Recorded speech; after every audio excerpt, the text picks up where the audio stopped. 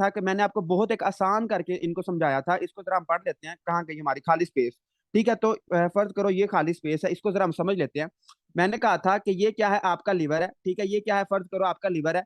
ये क्या है, स्टमक है। ठीक है, ये क्या है, स्टमक है। और ये जो सी शेप्ड है, ये क्या है, ड्यूडेनम है। ऐसे ही है। अब आपका पहला लिगामेंट जो कि आपके लिवर से निकल के इंटीरियर अब्डोमिनल वाल के साथ अटैच होता है, उसको हम क्या कहते हैं, उसको हम कहते हैं जी फैल्की फॉर्म लिगामेंट। उसको हम क्या कहते हैं, फैल्की फॉर्म लिगामेंट। उसके बाद जो सेकंड नंबर पे लिगामेंट था वो ये था कि हमारे लिवर से निकल के कहाँ पे अटैच होता है, लेसर कर्वेचर के साथ अटैच होता है, और उसको हम क्या कहते हैं, लिवर को हिपैटो, और उसको स्टमक को क्या कहते हैं, गैस्ट्रो। तो hepato gastric ligament, hepato gastric ligament. तीसरे नंबर पे हमारा यहाँ पे क्या पड़ा होता है, स्प्लीन पड़ा होता है। तो जो हमारा स्टमक से लेके स्प्लीन तक लिगामेंट अटैच होता है, इसको हम क्या कहते हैं, इसको हम कहते हैं गैस्ट्रोस्प्लीनिक लिगामेंट। उसके बाद हमारा जो स्प्लीन से निकल के पैरारीनल स्पेस के साथ आके अटैच होता है, उसको हम क्या कहते हैं, स्प्लीनोरीनल। उसको हम क्या कहते हैं, स्प्लीनोरीनल लिगामेंट। उसके बाद मैंने आपको कहा था कि आपका एक बहुत इंपॉर्टेंट लिगामेंट होता है, जिस जो कि क्या कहाँ से निकलता है, आपके लिवर से निकलता है, और कहाँ पे आके अटैच होता है, ड्यूडनम के साथ अटैच होता है, और उसको हम क्या कहते हैं, gastro duodenal ligament, gastro duodenal ligament. उसके बाद मैंने आपको कहा था कि जो आपकी स्टमक है, स्टमक के साथ एक लिगामेंट अटैच होता है, और उस वो किसके साथ अटैच होता है, उसके अलावा वो किसके साथ अपनी अटैचमेंट देता है, ट्रांसवर्स कोलोन के साथ। तो इस लिगामेंट को हम क्या कहेंगे, इस लिगामेंट को हम कहेंगे गैस्ट्रोकोलिक लिगामेंट, गैस्ट्रोकोलिक लिगामेंट। ठीक है, गैस्ट्रोकोलिक लिगामेंट। तो टोटल हमने कल 6 लिगामेंट पढ़े थे। 3 ऐसे लिगामेंट थे जो लिवर से निकल रहे थे, और 3 ऐसे लिगामेंट थे जो कि दूसरे ऑर्गन से निकल रहे थे। फिर मैंने आपको बताया था कि यार इनका आपने डेरिवेटिव कैसे याद रखना है। यहाँ पे लिखा हुआ है कि they are derivative of ventral mesentery. तो मैंने आपको कहा था कि ऐसे लिगामेंट्स जिनका क्या है, जिनका लिवर ओरिजिन है, ऐसे लिगामेंट्स जो जिनका ओरिजिन क्या है, लिवर, जो लिवर से निकल रहे हैं, जो लिवर के साथ अटैच है, तो वो क्या है, वो सारे किससे किससे ड्राइव्ड हैं, they all are derived from ventral mesentery. तो अगर आप गौर करें, जो पहले 3 है आपका कौन कौन सा, फैल्कीफॉर्म आता है, हिपैटोड्यूडनल आता है, और हिपैटोगैस्ट्रिक आता है। ये तीनों लिगामेंट्स, जो तीनों लिगामेंट्स है, ये कहाँ से निकल रहे हैं, ये आपके अल्लाह के बंदो कहाँ से निकल रहे हैं, वेंट्रल मेसेंट्री से। ये भी वेंट्रल मेसेंट्री से, ये भी वेंट्रल मेसेंट्री से। ओके। उसके बाद एक बहुत इंपॉर्टेंट बात, बाकी सारे तो आप पढ़ लोगे, लेकिन एक बहुत इंपॉर्टेंट बात मैंने आपको कल समझाई थी, उसको दोबारा हम समझते हैं। देखो, फर्ज करो आपके पास एक मरीज आता है। ठीक है, आपके पास एक मरीज आता है, और उसका क्या है, उसका जिगर खराब हो गया। जिगर खराब नहीं हुआ, जो जिगर है उसमें कोई प्रॉब्लम आ गई है, जो जिगर है उसमें कोई चोट लग गई है, और उसके जिगर से क्या हो रही है, ब्लीडिंग हो रही है। अब आपको कैसे पता चलेगा कि आया कि ये जो ब्लीडिंग है, ये जिगर के अंदर से हो रही है, या फिर ये इंफीरियर वेना केवा से आ रही है, या लिवर की वेन से आ रही है। तो आप क्या करोगे, आप एक मेथड होता है, उसको हम कहते हैं प्रिंगल मेनोवर। जो आप प्रिंगल्स खाते हो, ये वो वाले प्रिंगल्स नहीं है, दिस इज प्रिंगल मेनोवर। ये क्या है, प्रिंगल मेनोवर है। इसको हम क्या कहते हैं, प्रिंगल मेनोवर कहते हैं। जो प्रिंगल मेनोवर है, इसमें हम क्या करते हैं, इसमें हम चुप करके क्लैंप लगा देते हैं। किसको क्लैंप लगा देते हैं, देव को। जो देव होता है, देव हमने कल पढ़ा था, देव हमारा क्या होता है, हमारी हमारी क्या होती है, बाइल डक्ट होती है। उसके अलावा ए से मैंने क्या बताया था, हिपैटिक आर्टरी होती है, और वी से मैंने क्या बताया था कि पोर्टल वेन होती है। तो ये तीनों चीजें क्या है, देव है, और इसको हम क्या कहते हैं, पोर्टल ट्राइएड कहते हैं। ये क्या है, आपके ब्लड की एंट्री है इनटू द लिवर। ये क्या है, ब्लड की एंट्री है इनटू द लिवर। तो इसको हम क्या कहते हैं, इसको हम कहते हैं पोर्टल ट्राइएड। इसको हम क्या कहते हैं, पोर्टल ट्राइएड कहते हैं। ओके। उसके बाद अब हम जरा आगे चलते हैं, और हम बात करते हैं कि यार जो पोर्टल ट्राइएड है, अगर हम इसको क्लैंप कर दें तो क्या करेंगे। अगर हम इसको क्लैंप करेंगे तो क्या करेंगे। देखो, जब हम इसको क्लैंप करेंगे तो क्या होगा, इसमें जब हम इसको फर्ज करो, इसको क्लैंप कर देते हैं, तो क्या होगा, जो ब्लड की एंट्री इनटू द लिवर है वो ब्लॉक हो जाएगी। ब्लड यहीं से लिवर में एंटर हो रहा था, तो ब्लड की एंट्री क्या हो जाएगी, ब्लॉक हो जाएगी। ब्लड की एंट्री क्या हो जाएगी, ब्लॉक हो जाएगी।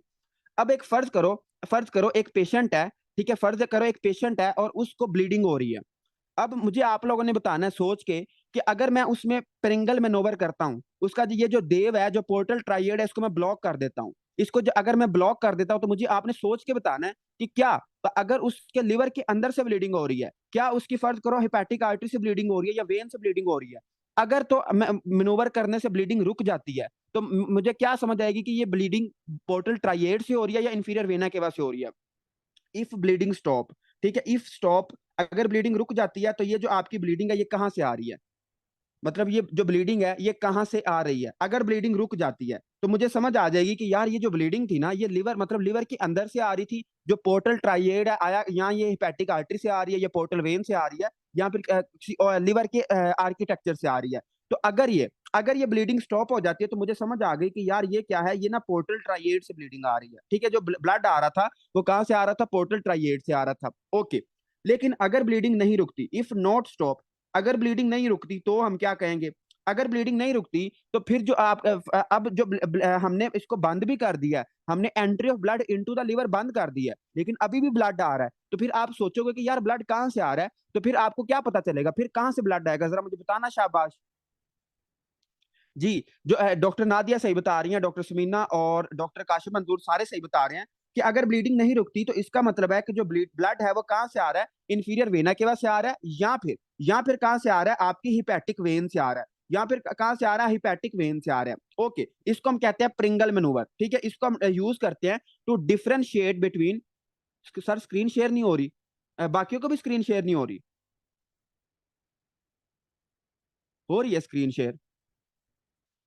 हो रही है। डॉक्टर खिजर आप ना एक दफा लीव करके दोबारा ज्वाइन करें, आई थिंक आपके इंटरनेट का मसला, स्क्रीन शेयर हो रही है। अच्छा, अब जो यहाँ तो ब्लड आपके कहाँ से आ रहा है? इंफीरियर वेना के से आ रहा है, और यहाँ कहाँ से आ रहा है? हिपैटिक वेन से आ रहा है, ठीक है? यहाँ कहाँ से आ रहा है? हिपैटिक वेन से आ रहा है। ओके, इसके अलावा मैंने आपको एक और चीज बताई थी कि फर्ज करो एक एक बंदा है और उसका हमने जिगर का ऑपरेशन करना है, उसका हमने क्या करना है? जिगर का ऑपरेशन करना है। तो मुझे जरा शाबाश सोच के आपने बताना है कि हम क्या चाहते हैं जब हम उसका ऑपरेट करें, जब हम उसका क्या करें? ऑपरेट करें, तो ब्लीडिंग कम से कम हो, जो ब्लीडिंग है, ब्लड लॉस कम से कम हो। तो हम क्या कर सकते हैं कि उसका ब्लड लॉस कम से कम हो? हम क्या मतलब क्या हमारे पास तरीका है? जी doctor Kashif, doctor Samina, excellent, कि हम उसमें क्या करेंगे? मुझे बताना जरा। जो सो रहे हैं, जो मतलब अभी अभी न्यू ज्वाइन हुए हैं, वो भी जरा बताने की जहमत कर रहे हैं तो बड़ी मेहरबानी होगी कि जब हम अगर हम उसमें ब्लीडिंग कम रखना चाहते हैं तो ब्लीडिंग कम करने के लिए हम क्या चीज करेंगे कि उसमें ब्लीडिंग कम से कम हो? जी तकरीबन सारे सही बता रहे हैं कि उसमें हम क्या करेंगे? उसमें हम प्रिंगल मैनूवर करेंगे। प्रिंगल मैनूवर से क्या होगा कि जो आपकी ब्लड की एंट्री इनटू द लिवर है वो कम हो जाएगी, वो खत्म हो जाएगी। तो जब वो खत्म होगी तो ब्लड लॉस कम से कम होगा।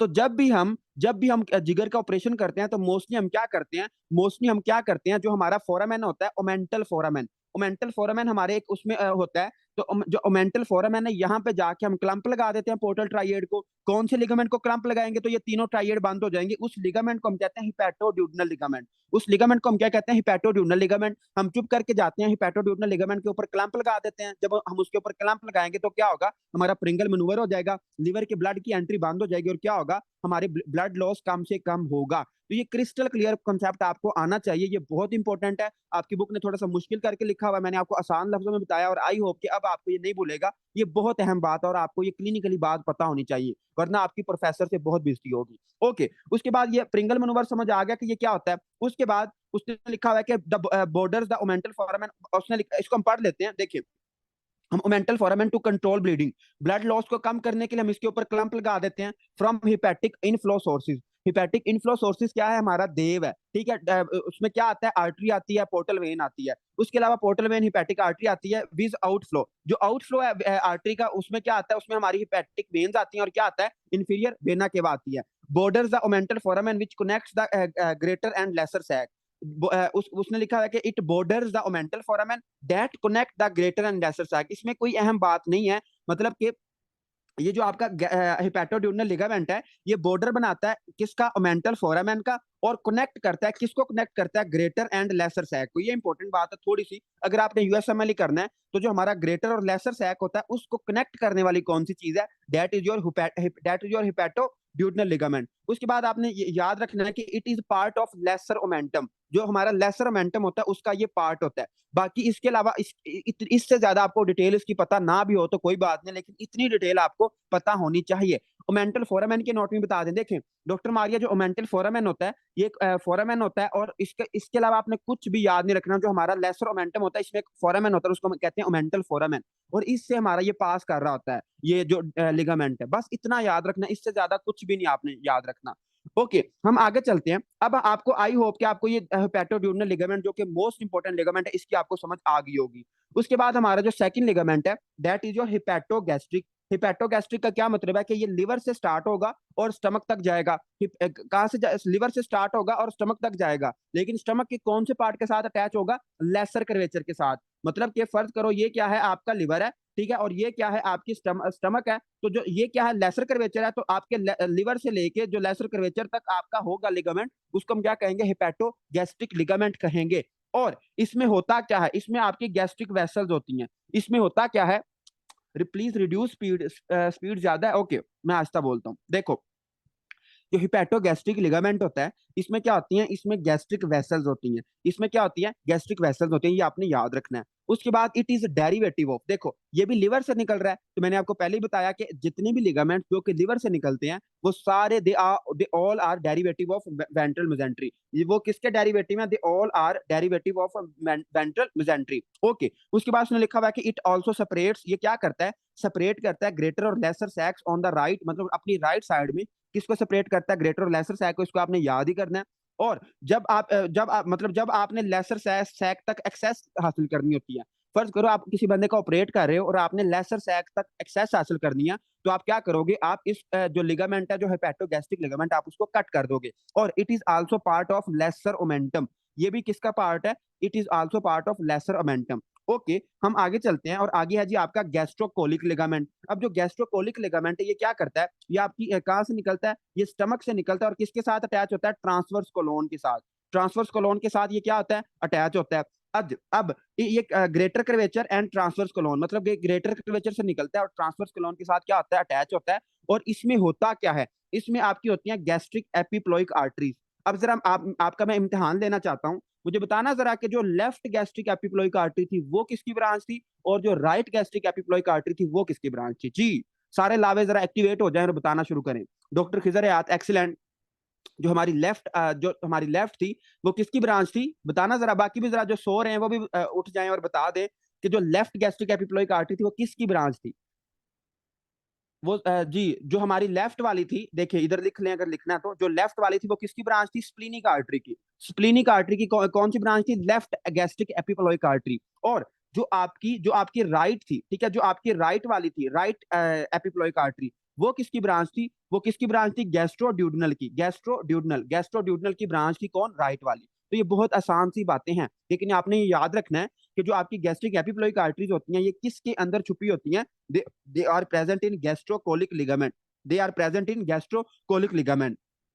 अब चूंकि ये आपके लिवर के अलावा किसी और चीज से ड्राइव हो रहा है, तो इसकी जो मेजेंट्री होगी ये किस मेजेंट्री से ड्राइव्ड होगा, it is drive from dorsal mesentery और it is part of greater omentum. इसमें कुछ भी खास नहीं है, ठीक है, ये आप छोड़ भी सकते हो इसके नोट्स। जो नोट सबसे अहम है वो आपके गैस्ट्रो उसके हिपैटोड्यूडनल लिगामेंट के, वो आपने नहीं भूलने। और उसमें प्रिंगल लिगामेंट, ये बहुत अहम कॉन्सेप्ट है, प्रिंगल मनोवर।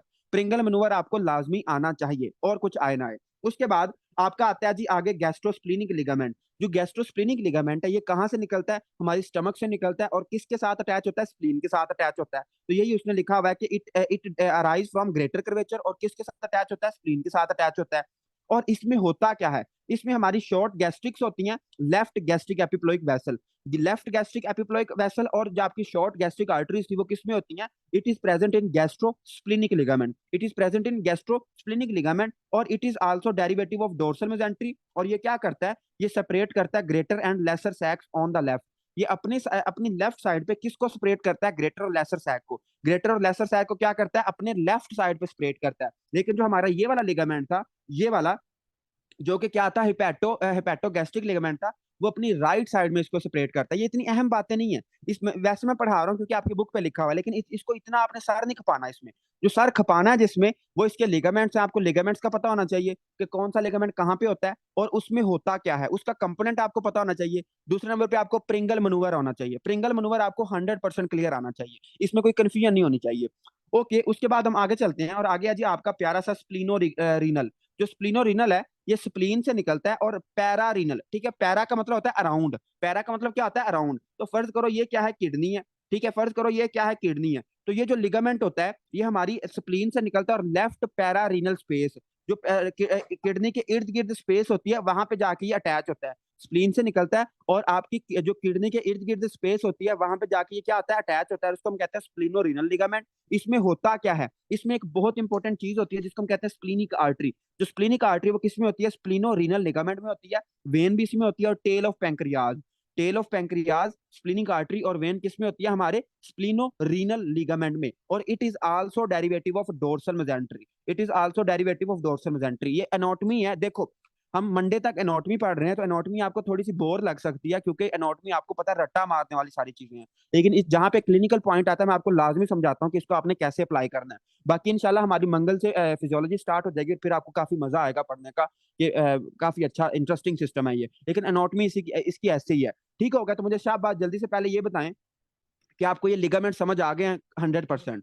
क्रिस्टल क्लियर समझ आ गया या कोई मसला रह गया? जल्दी बताएं। शाह पे चलें। पहले पेज अगर आप निकालें तो आप ये वाला पेज है जहां से आपका जीआईटी सिस्टम स्टार्ट हो रहा है, और डेट वाज 366 पेज नंबर। ठीक है, 366 पेज नंबर है जो मेरे पास एडिशन है। और इसकी जहां से एम्ब्रियोलॉजी स्टार्ट हो रही है, ये वाला पेज निकालें और इसको हम जरा पढ़ते हैं। ये 2 मिनट का काम है, इसको जल्दी से खत्म करते हैं। देखो, उसने आपको सबसे पहले क्या बताया हुआ है? उसने आपको बताया हुआ है कि जो फोर गट होती है ये किससे अराइज होती है, जो मिड गट होती है ये किससे अराइज होती है, मतलब ये क्या होती है, क्यों, कैसे बनती है। और उसके बाद उसने बताया हुआ है हाइंड गट के बारे में। सबसे पहले तो हम देखते हैं कि जो हमारी फोर गट होती है ये कहाँ से लेके कहाँ तक होती है, जो हमारी मिड मिड गट होती है ये कहाँ से लेके कहाँ तक होती है, और हाइंड गट कहाँ से कहाँ तक होती है। तो ये आपकी एक बहुत अच्छी उसने डायग्राम बनाई हुई है। देखो, अगर आप गौर करें यहाँ पे, तो ये क्या है, आपकी एसोफेगस है। ठीक है, ये क्या है, एसोफेगस है, जिसको हम खुराक की नाली भी कहते हैं। तो एसोफेगस से लेके, ठीक है, यहां से लेके, ठीक है, ये मैं एक पॉइंट लगा देता हूँ कि इस पॉइंट से लेके जहां से एसोफेगस स्टार्ट होती है, वहां से लेके हमारा स्टमक भी इंक्लूड हो जाएगा, हमारा ड्यूडनम भी इंक्लूड हो जाएगा। लेकिन हमारा ड्यूडनम जो होता है वो सी शेप्ड होता है। इसी तरह हमने पढ़ा था ना, जो ड्यूडनम होता है वो सी शेप्ड होता है। और यहाँ करके हमारा एक होता है स्फिंक्टर ऑफ ओडी, हमने कल ही पढ़ा था। स्फिंक्टर ऑफ ओडी होता है, और यहाँ पे क्या होता है, हमारा एम्पूला ऑफ वेटर होता है। यहाँ पे क्या होता है, एम्पूला ऑफ वेटर होता है, और ऊपर से क्या आ रही होती है, कॉमन बाइल डक्ट आ रही होती है। और यहाँ से क्या आ रही होती है, पैंक्रियाटिक डक्ट। ऐसे ही था ना, पैंक्रिया जो मेन पैंक्रियाटिक डक्ट है वो यहाँ से आ रही होती है, कॉमन बाइल डक्ट यहाँ से आ रही होती है। और इसको हम क्या कहते हैं, इसको हम कहते हैं एम्पूला ऑफ वेटर। इसको हम कहते हैं एम्पूला ऑफ वेटर। और मुझे जरा कोई बहुत एक्सीलेंट सा स्टूडेंट बताएगा कि ये जो आपकी एंट्री होती है इसकी एम्पूला ऑफ वेटर की इनटू द ड्यूडनम, ये ड्यूडनम के किस पार्ट में होती है, ये एंट्री किस पार्ट में होती है ड्यूडनम की? जी डॉक्टर नादिया, एक्सीलेंट, शाबाश। जो आपका ड्यूडनम का सेकंड पार्ट होता है, जो ड्यूडेनम का सेकंड पार्ट होता है, उसमें क्या होता है, आपकी एंट्री होती है किसकी, एम्पूला ऑफ वेटर की। तो आपने याद रखना है, आपने क्या याद रखना है, कि जहां से आपकी खुराक की नाली शुरू होती है, वहां से लेके कहां तक, सेकंड पार्ट ऑफ ड्यूडेनम तक, जहां पे हमारा एम्पूला ऑफ वेटर एंटर होता है, किसमें, हमारे ड्यूडेनम में।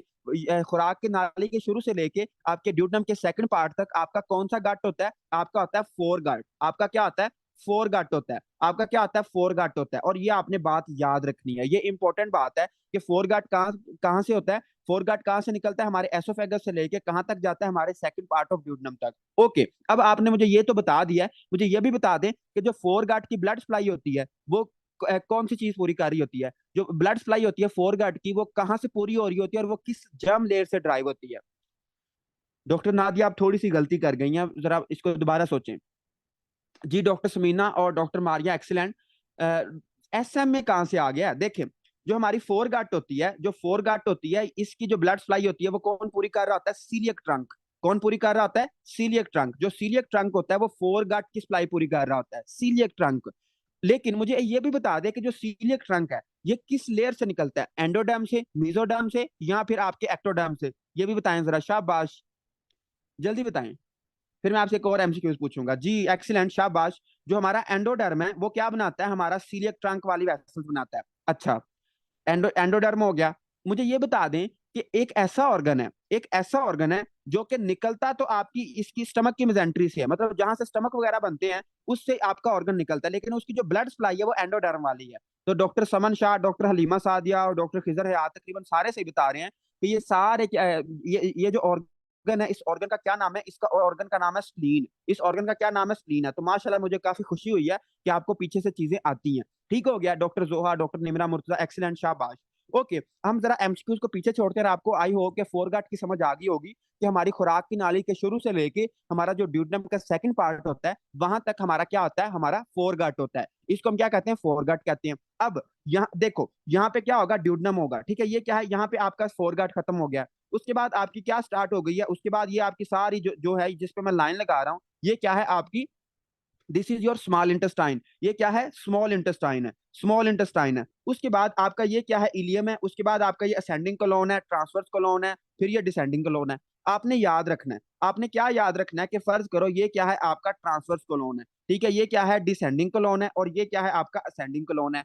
अब आपने क्या याद रखना है कि जो हमारी मिड गट होती है ना, देखो मिड गट की स्टार्ट कहाँ से होगी? सेकंड पार्ट ऑफ ड्यूडेनम से हमारी मिड गट स्टार्ट होगी, लेकिन एंड कहाँ पे होगी? देखो फर्ज करो अगर ये हमारा जो ट्रांसवर्स कोलोन है, अगर मैं इसके 3 हिस्से कर दूं, एक ही ठीक है, इसके अगर मैं 3 हिस्से कर दूं तो 1 2 और 3, ठीक है, 1 हो गया, 2 हो गया और 3 हो गया। अब आपकी बुक ने लिखा हुआ है कि जो आपके प्रोक्सिमल 2/3 है, प्रोक्सिमल 2/3 ऑफ ट्रांसवर्स कोलोन के 1 2, जो इसके पहले 2 हिस्से हैं यहां तक, ठीक है, यहां तक, इससे पीछे पीछे आपका क्या होता है? मिड गट होता है। इसको जरा हम समझते हैं। देखो ये आपकी बुक ने एक डायग्राम बनाई है, और वही डायग्राम बनाई है जो मैंने आपको समझाई है कि जो आपका ट्रांसवर्स कोलोन का आपका प्रोक्सिमल 2/3 पार्ट होता है, ये वाला जिसको मैंने ग्रीन से लाइनें लगाई हैं, यहां तक आपकी क्या होती है? आपकी मिड गट होती है। और शाबाश, मुझे जरा लावे सारे बता दें कि जो मिड गट होती है इसकी ब्लड सप्लाई कहां से आती है? अब इसमें आएगा वो जो आप पहले बता रहे थे। जी doctor Kashif, doctor Laiba Tahir, doctor Nadia, excellent.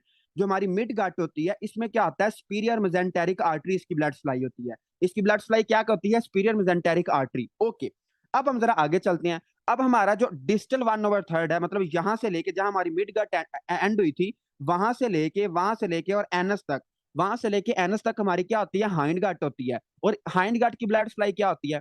Hind gut की ब्लड सप्लाई क्या होती है? जी डॉक्टर सुमीना, एक्सीलेंट। जो हमारी हाइंड गट होती है इसकी ब्लड सप्लाई क्या होती है? Inferior mesenteric artery, inferior mesenteric artery. तो शाबाश, आपका काफी पीछे से भी रिवाइज हो गया और आपको आगे से भी समझ आ रही है। ओके, तो ये इसने यही बातें लिखी हुई हैं जो मैंने आपको समझाई हैं कि फोर गट कहां से लेके कहां तक होती है, मिड गट कहां से लेके कहां तक होती है, और हाइंड गट कहां से कहां तक होती है। लेकिन आपने एक चीज याद रखनी है कि जो आपकी एनल कैनाल है, एनल कैनाल के above pectinate line, pectinate line से ऊपर ऊपर तक क्या होती है? हमारी वो होती है, हाइंड गट होती है।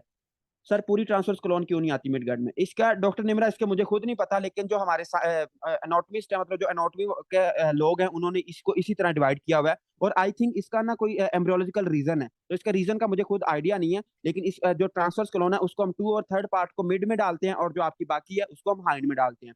अच्छा, इसके अलावा एक और चीज है जो कि इतनी अहम नहीं है लेकिन आपको वो पता होनी चाहिए। वो क्या है? जो आपकी अल्लाह के बंदो होती है मिड गट, ठीक है, जो क्या होती है? मिड गट होती है। इसकी डेवलपमेंट कब होती है? देखो 6th वीक ऑफ डेवलपमेंट, जब बेबी 6 हफ्तों का होता है। तो मैंने आपको बताया था, मैंने आपको क्या बताया था? मैंने आपको कहा था कि यार जो आपका जब बेबी 6 हफ्तों का होगा, जब बेबी 6 हफ्तों का होगा तो उसकी शक्ल कुछ इस तरह होगी जो आपकी बुक ने इस तरह बनाई हुई है। जो आपकी बुक ने इस तरह बनाई हुई है उसकी जो शक्ल होगी कुछ इस तरह होगी। ठीक हो गया? तो इसमें क्या होती है? जब बेबी 6 हफ्तों का होता है, 6 हफ्तों 6th वीक ऑफ प्रेगनेंसी में होता है, तो उसमें क्या होती है? Physiological herniation of mid gut through umbilical ring. Umbilical ring, जो अम्बलाइकल रिंग होती है उसमें हर्निएशन होती है किसकी? मिड गट की। देखो फर्ज करो ये क्या है? आप वो है उसकी बेबी की नाफ है, जो उसकी अम्बलाइकल रिंग है वो ये है। तो मैंने आपको बताया भी था कि आपकी जो हर्निएशन होगी मिड गट की, क्या होगी? थोड़ी सी बाहर को हर्निएशन होगी। अब मुझे शाबाश आपने ये बताना है कि ये जो हर्निएशन है, जब बेबी ठीक होता है तो ये हर्निएशन ठीक हो जाती है, लेकिन अगर ये हर्निएशन ठीक ना हो तो उस डिजीज को हम क्या कहते हैं? उस डिजीज को हम क्या कहते हैं? जी शाबाश, जल्दी बताना मुझे।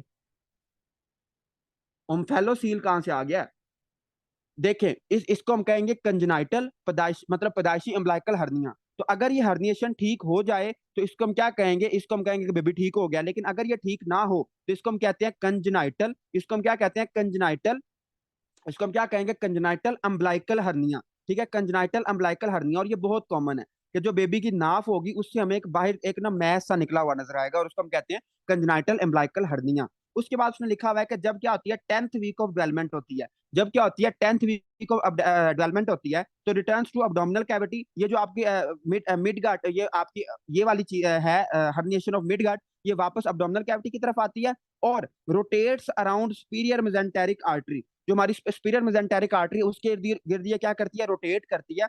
टोटल किस क्लॉकवाइज कितने एंगल पे होती है? 270। ये जरा भी इंपॉर्टेंट बात नहीं है, इसमें कोई क्लिनिकल साइंस नहीं है पीछे। तो आप इसको सिर्फ इतना याद रख लो कि जब क्या होती है? जब 6th वीक ऑफ डेवलपमेंट होती है तो क्या होता है? हमारी मिड गट की हर्निएशन होती है एम्बलाइकल रिंग के थ्रू। लेकिन जब 10th वीक ऑफ डेवलपमेंट होता है तो क्या होता है? तो क्या होता है? जो आपकी ये हर्निएशन है ये वापस अब्डोमिनल कैविटी की तरफ आती है और रोटेट करती है। रोटेट कैसे करती है? Around around superior mesenteric artery, around superior mesenteric artery rotate करती है at the angle of 270 degree clockwise. ठीक हो गया? तो ये आपका पहला पेज था, इसमें कोई खास बात नहीं है, सारी बातें आपको पहले आती थी, मैंने इसको एक दफा पढ़ा दिया ताकि आपकी सेटिस्फेक्शन हो जाए।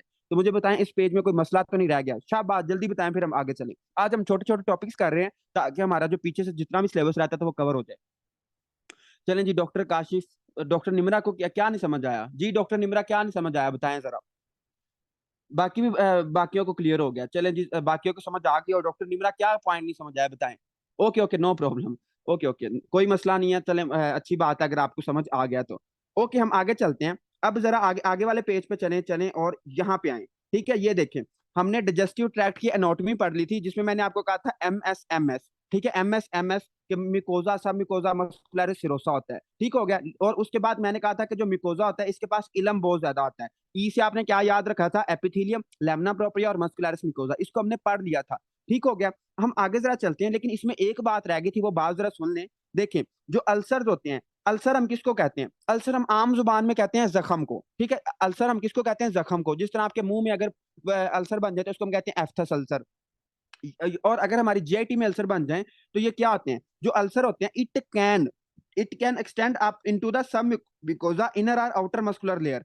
मतलब जो हमारे अल्सर होते हैं, ये म्यूकोजा से सब म्यूकोजा, मस्कुलर मस्कुलर मतलब मस्कुलर लेयर तक भी आ सकते हैं। जो आपकी पूरी वाल है उसको ये क्या कर सकते हैं? फर्ज करो कि जो अल्सर यहाँ पे बना है तो ये आपका बाहर तक आ सकता है। लेकिन एक हम टर्म यूज करते हैं जिसको हम कहते हैं इरोजन। इरोजन हम किसको कहते हैं? इरोजन किसको कहते हैं? कि सिर्फ जो म्यूकोजा होता है उसकी खराबी आती है। अगर सिर्फ म्यूकोजा खराब हो तो इसको हम कहते हैं इरोजन। और अगर हमारा अल्सर बना है और वो सारी लेयर्स तक फैल गया तो इसको हम कहेंगे अल्सर। और अल्सर हमारा मतलब हो सकता है, इसको हम आगे जाके पढ़ेंगे भी, म्यूरल ट्रांसम्यूरल ये क्या आती है, तो इसको मैं आगे जाके पढ़ाऊंगा। फिलहाल आपने इतना याद रखना है कि जो अल्सर होते हैं ये हमारी सारी वाल्स को भी खराब कर सकते हैं, और जो इरोजन है वो सिर्फ हमारी म्यूकोजा को ही खराब करती है, वो आगे नहीं जाती। बाकी हमने हर चीज पढ़ ली थी। ओके, जरा हम आगे चलते हैं। और आगे है जी आपकी digestive tract histology. Digestive tract histology हम इसको बुक पे ही पढ़ लेते हैं, क्योंकि आसान सी चीजें जो इसमें समझाने वाली बातें वो दो हैं, उनको मैं समझाता हूँ। फिर हाँ, आप पास एक थोड़ा सा मुश्किल कॉन्सेप्ट आ जाएगा इंग्वाइनल कैनाल का, तो उसको हम जरा अच्छे तरीके से करेंगे ताकि हम उसको ज्यादा टाइम दे सकें।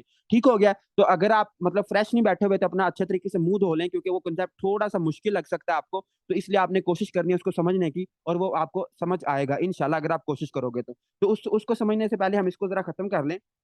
जो डिजेस्टिव ट्रैक्ट हिस्टोलॉजी है ये क्या होती है? तो सबसे पहले हम अपनी एसोफेगस की बात करते हैं, जो हमारी खुराक की नाली होती है। इसमें जो हमारा एपिथेलियम होता है वो कौन सा होता है? तो इसमें एपिथेलियम कौन सा होगा? इसमें एपिथेलियम होगा नॉन क्रेटिनाइज्ड स्ट्रेटिफाइड स्क्वेमस एपिथेलियम। कौन सा एपिथेलियम होगा? नॉन क्रेटिनाइज्ड स्ट्रेटिफाइड स्क्वेमस एपिथेलियम किसमें होगा? हमारी एसोफेगस में होगा।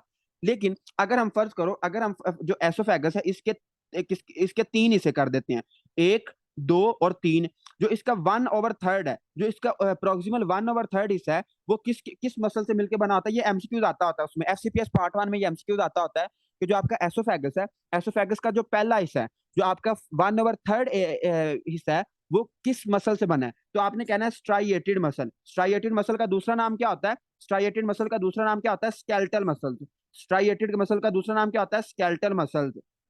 जो आपके स्केलेटल मसल्स होते हैं वो क्या बनाते हैं? आपकी अपर एसोफेगस, मतलब कि 1/3 जो अपर होता है एसोफेगस का, वो कौन बनाते हैं? आपके स्केलेटल मसल बनाते हैं। लेकिन जैसे ही मिडल मिडल 1/3 या लोअर 2/3 आता है, तो कौन से मसल स्टार्ट हो जाते हैं? आपके स्मूथ मसल। आपके स्मूथ मसल। तो बिल्कुल आसान सी बात है कि जो एसोफेगस है, जो खुराक की नाली है, वो ऊपर से कौन से मसल बनाएंगे? Skeletal muscle.